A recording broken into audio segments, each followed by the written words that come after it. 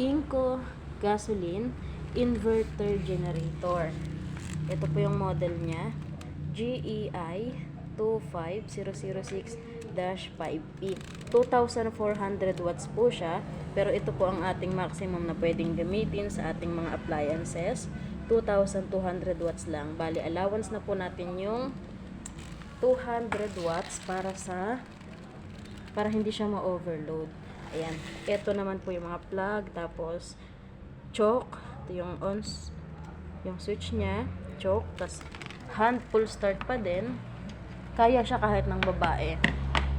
Ayan, kasi hindi naman siya ganun katigas pag i-start natin. Tapos, ayan. Kagandahan sa kanya, inverter na siya. Hindi na siya maingay. At meron din siyang light indicator. Ayan, kapag running, output, iilaw to. Tapos kapag overload siya, kapag sumusobra yung karga niya ng mga appliances dito sa generator at di na kinakaya ni generator, ay iilaw si overload. Ayan. So, kapag naman kulang na ang engine oil, iilaw naman po ito kapag kailangan nyo na magdagdag. Or maganda, i-drain nyo muna at palitan na lang si oil. Ayan, bubuksan nyo lang yan, dalawang screw, para sa engine oil po, 4-stroke. Dito naman nakalagay ang spark plug. Ayan. Ayan, spark plug niya.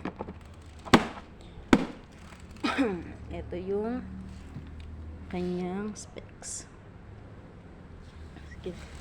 Industrial use na rin po siya. Handy lang kahit saan pwede niyang dalhin, portable.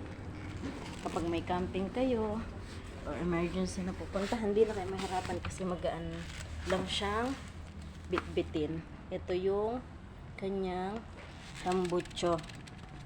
Yan. Bali, silent type siya kasi full cover na yan. Yan. For only 25,000 pesos po.